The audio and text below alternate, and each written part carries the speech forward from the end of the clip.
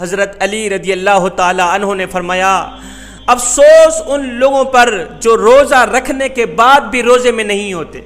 پوچھا گیا حضرت وہ کون سے لوگ ہیں جو روزہ رکھنے کے بعد بھی روزے میں نہیں ہوتے؟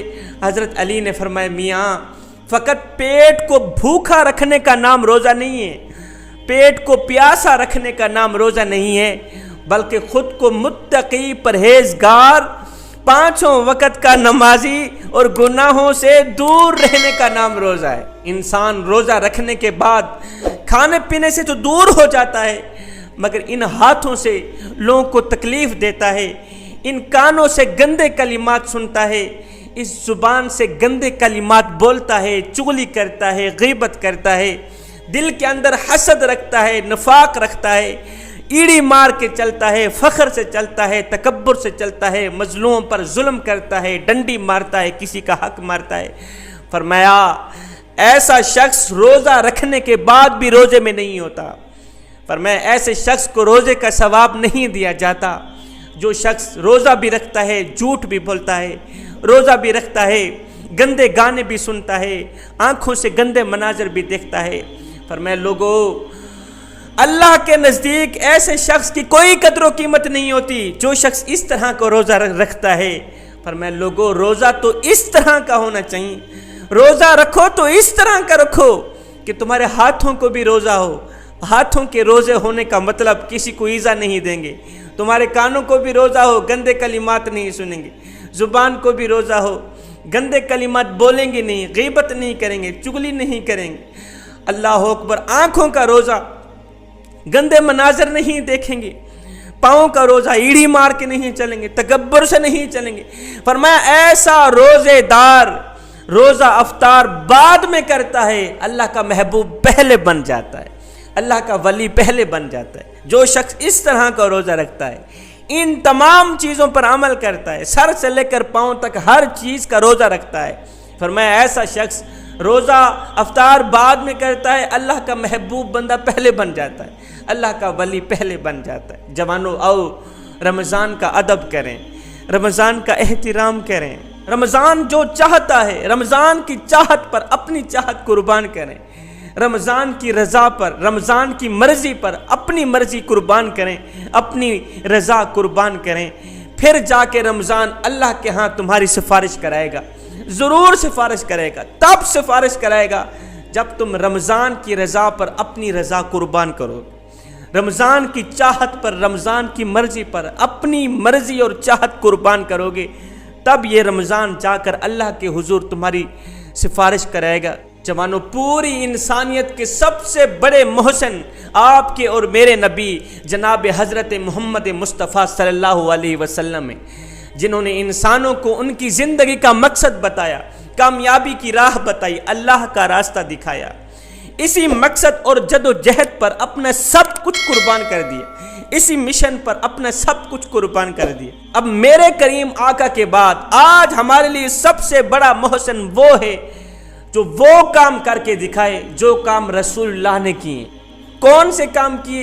بھوکوں کو روٹی کھلائی، پیاسوں کو پانی پلایا، غریبوں کی مدد کی، ضرورت مندوں کی ضرورت پوری کی۔ اللہ اکبر۔ اپنے دروازے پر اپنا آیا، اپنوں کے سروں پر شفقت برا ہاتھ رکھا، اگر کوئی دشمن آیا ہے دشمن کو بھی خالی ہاتھ واپس نہیں جانے دیا۔ بھوکے کو روٹی کھلانا، پیاسے کو پانی پلانا، ضرورت مند کی ضرورت پوری کرنا اپنی زندگی کا اصلی مقصد سمجھا میرے کریم نبی نے۔ حضرت مولانا روم کے پاس آپ کا ایک مرید آیا، حضرت مولانا روم نے اپنے مرید سے پوچھا کیسی گزر رہی ہے؟ کہا حضرت مل جائے تو شکر کرتے ہیں، نہ ملے تو صبر کرتے ہیں۔ آپ نے فرمایا یہ کیسی بات ہوئی؟ یہ تو میری گلی میں رہنے والے کتے بھی کرتے ہیں، کتوں کو بھی اگر مل جائے تو شکر کرتے ہیں، نہ ملے تو صبر کرتے ہیں، تم میں اور جانوروں میں کوئی فرق نظر تو نہ آیا نا؟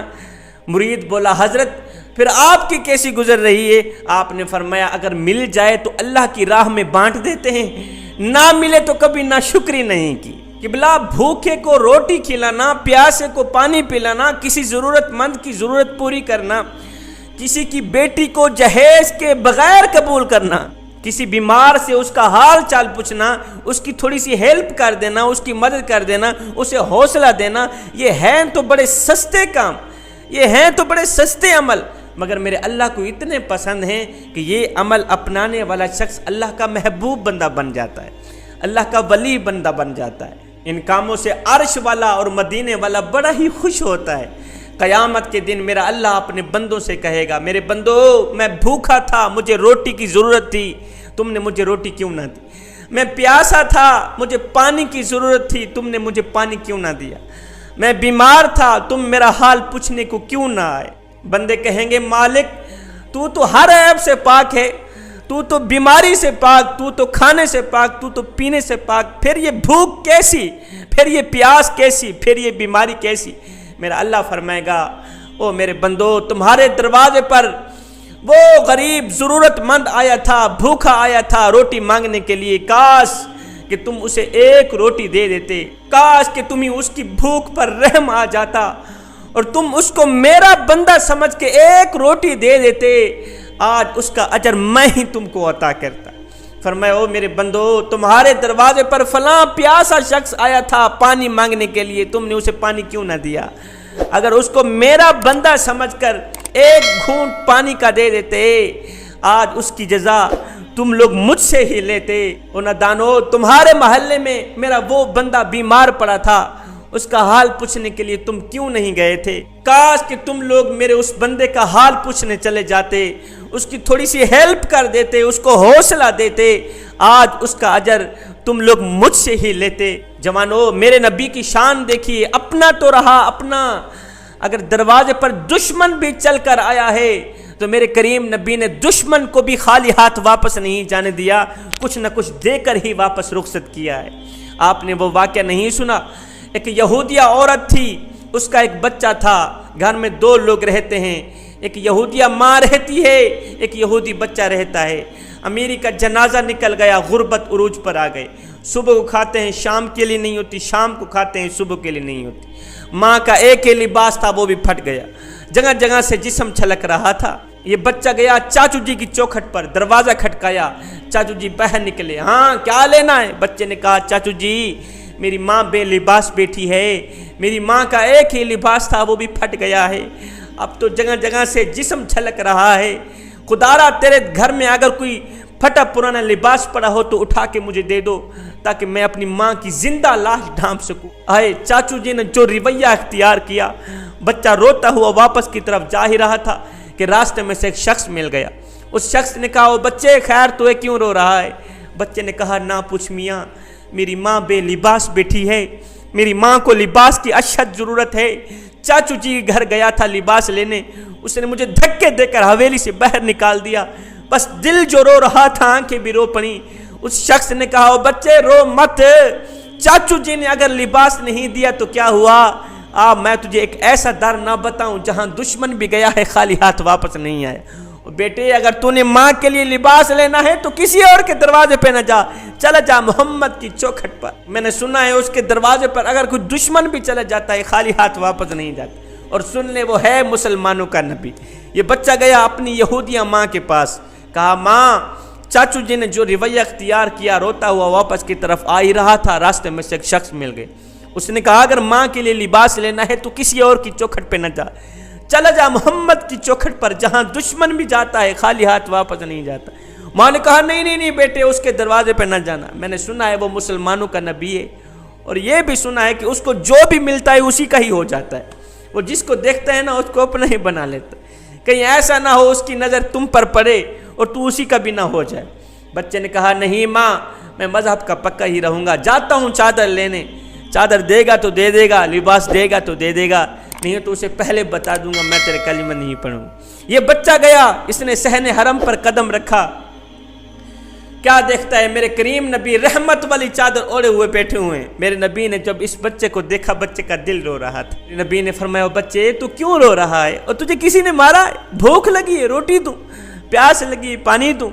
کہا پہلے بتا دوں میں تیرا کلمہ نہیں پڑھوں گا، میری ماں نے مجھے روکا ہے اس کا کلمہ نہیں پڑھنا۔ میرے نبی مسکرائے، میرے نبی نے فرمایا اچھا نہ پڑھنا کلمہ، یہ بتا کہ تو کیسے آیا؟ کہا میری ماں بے لباس بیٹھی ہے، میری ماں کو لباس کی اشد ضرورت ہے، اگر تیرے پاس کوئی چادر ہو، کوئی پرانا لباس ہو تو اٹھا کے مجھے دے دو تاکہ میں اپنی ماں کی زندہ لاش ڈھانپ سکوں۔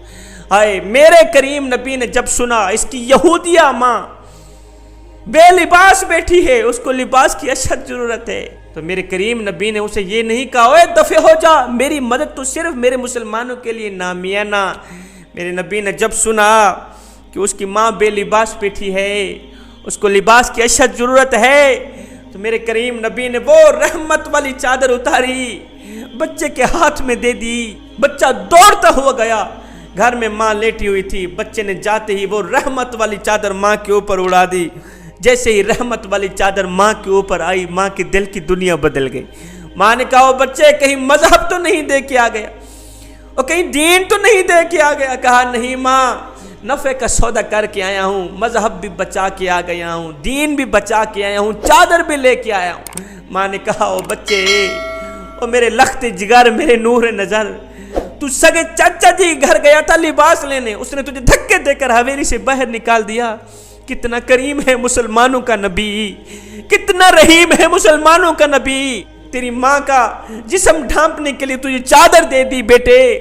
کتنا کریم ہے مسلمانوں کا نبی، کتنا رحیم ہے مسلمانوں کا نبی۔ بیٹے وہ نبی بھی سچا ہے، اس کا دین بھی سچا، اس کا خدا بھی سچا۔ بیٹے اس نبی کے دین کو ماننا چاہیے، اس لیے کہ جو نبی غیروں کا اتنا خیال رکھتا ہے وہ نبی اپنوں کا کتنا خیال رکھتا ہوگا۔